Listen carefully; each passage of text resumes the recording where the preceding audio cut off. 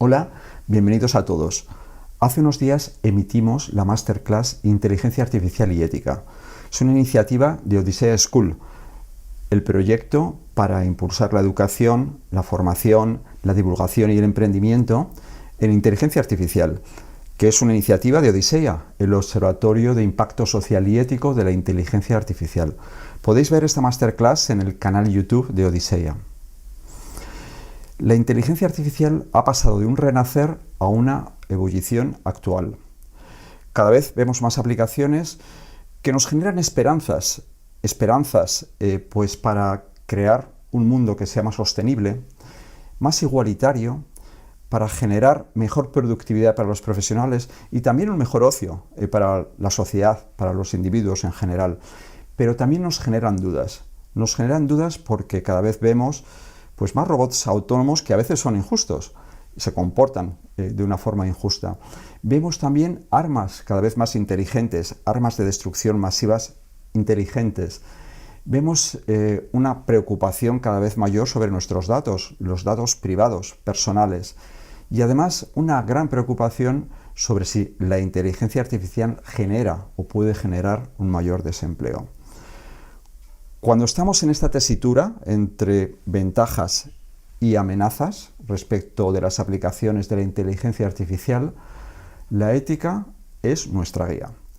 Por eso hemos desarrollado esta Masterclass, Inteligencia Artificial y Ética, y lo hemos hecho considerando tres principios fundamentales que esperamos nos den luz sobre ello. 1. La responsabilidad. 2. La explicabilidad. Y 3. La privacidad. Vamos a profundizar sobre cada uno de ellos. Javier Camacho y José Luis Fernández nos dicen que la responsabilidad es un principio fundamental y además que es inherente a la naturaleza humana. Las empresas habitualmente hablan de responsabilidad, mucho menos de ética, y lo hacen desde dos puntos de vista. Uno es una perspectiva ex post, que es lo que en inglés se llama accountability, o en español rendición de cuentas, y otra es una perspectiva ex ante, que es la llamada responsabilidad social corporativa. Cuando apliquemos el principio responsable es conveniente hacernos 4 preguntas. Una es ¿quién es el responsable? Además muy relevante cuando hablamos de inteligencia artificial y de algoritmos inteligentes. Por lo tanto, ¿quién es responsable? Una segunda es ¿de qué es responsable? Tercero, ¿frente a quién es responsable? Y cuarta, ¿en base a qué ser responsable? Y 3 principios fundamentales para aplicar la acción responsable siempre para tener en mente. 1, la beneficencia. 2, la autonomía. Y finalmente, la justicia. José Luis nos habla de los obstáculos para aplicar esa responsabilidad. Y dentro de los obstáculos nos dice pues, que uno fundamental es esa apatía y esa inhibición que tienen algunas personas ante la impotencia de aplicar esa acción responsable. Y ahí nos dice que aplicar las convicciones personales es muy importante. Finalmente, para acabar esta sesión tuvimos una pregunta interesante precisamente sobre el obstáculo que puede significar la ética para desarrollar la inteligencia artificial. Y ahí nos indican que en absoluto, al contrario, más bien la ética ha de ser la palanca que ha de dirigir el desarrollo de las aplicaciones de la inteligencia artificial por el camino adecuado y ético y responsable. Mónica Villas, junto a su invitado, Ignacio Gutiérrez, nos hablaron sobre el principio de la explicabilidad, un principio muy relevante también cuando hablamos de inteligencia artificial y ética. Con la explicabilidad lo que se pretende es justificar los modelos y los resultados proporcionados por las aplicaciones de inteligencia artificial a los usuarios. No es un campo fundamental, aunque sí que ha adquirido muchísima importancia en la inteligencia artificial. No es fundamental de la inteligencia artificial, no es propio de la inteligencia artificial. Todos podemos recordar a un paciente cuando pide explicaciones a su médico sobre un diagnóstico determinado, por ejemplo.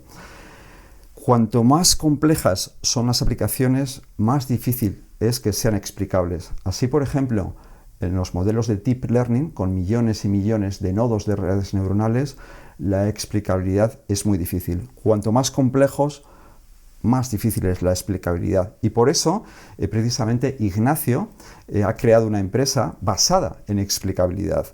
Y lo hemos tenido en nuestra masterclass y nos ha explicado algunos detalles de su empresa y de las aplicaciones y herramientas que ha diseñado y que ha creado en su empresa.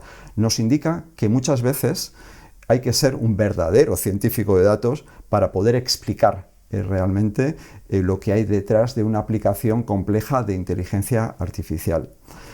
En el auditorio hubo varias preguntas, pero hubo una especialmente interesante acerca de la propiedad intelectual. Es decir, ¿merma la propiedad intelectual la explicabilidad de las aplicaciones de la inteligencia artificial? En el sentido de que si realmente justificamos, explicamos lo que hay dentro de una aplicación, puede perderse la ventaja competitiva que ha llegado justamente a desarrollarla. El último principio que presentamos es el de la privacidad y tuve el gran placer de presentarlo junto a mi invitado Borja Atsuara. La privacidad es el derecho a mantener nuestra intimidad. Es un derecho fundamental, es un derecho universal, que además está recogido por Naciones Unidas en la Carta de Derechos Universales, artículo número 12. Además es que la privacidad ha adquirido una importancia increíble, debido a que cada vez generamos más datos personales, y a que las empresas, muchas de ellas y algunas de ellas enormemente grandes, recogen esos datos y los explotan y tienen un modelo comercial en base a ellos. De ahí la importancia cada vez mayor de la privacidad. Los datos que generamos tienen un valor, claro que tienen un valor, y lo vemos con todas estas empresas. Nosotros los ofrecemos muchas veces gratis, pero estas empresas generan su modelo de negocio con ellos. Sin embargo, nuestros datos, los datos que generamos, no son siempre nuestros.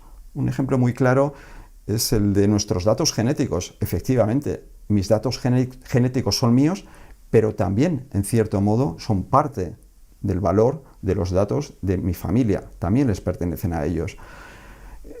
Una encuesta muy conocida nos dice que con solamente 3 datos se puede identificar a más del 90% de las personas. Con la fecha de nacimiento, con el género y con el código postal se puede identificar a casi todo el mundo. Por lo tanto, cuando cedemos nuestro código postal, estamos cediendo parte de la información que afecta al resto de las personas de mi barrio. Borja nos ofreció una figura muy interesante respecto de la privacidad. Nos dijo que habitualmente se utiliza un candado para representar los datos privados, y él nos dice que debería de ser más bien un cinturón de seguridad. El cinturón de seguridad se utiliza cuando es necesario, pero no de forma continua. Así posiblemente deberían de ser las aplicaciones y los principios que actúan con la privacidad. La privacidad, además, puede actuar como los frenos de un coche. Nos permiten ir más rápido todavía porque sabemos que en un momento determinado podemos parar el coche con precisión y con eficacia. Así es justamente como debe de actuar la privacidad. Un principio ético muy significativo y muy aplicable también a la inteligencia artificial. La masterclass terminó con un pequeño debate en el que intervinieron todos los ponentes. Respondieron a una pregunta básica, la pregunta inicial: ¿es ética la inteligencia artificial? En la masterclass, en el visionado de la masterclass, podrás ver las opiniones que se vertieron sobre la mesa, pero además esperamos que tengas nuevas justificaciones y nuevos argumentos para responder a la pregunta.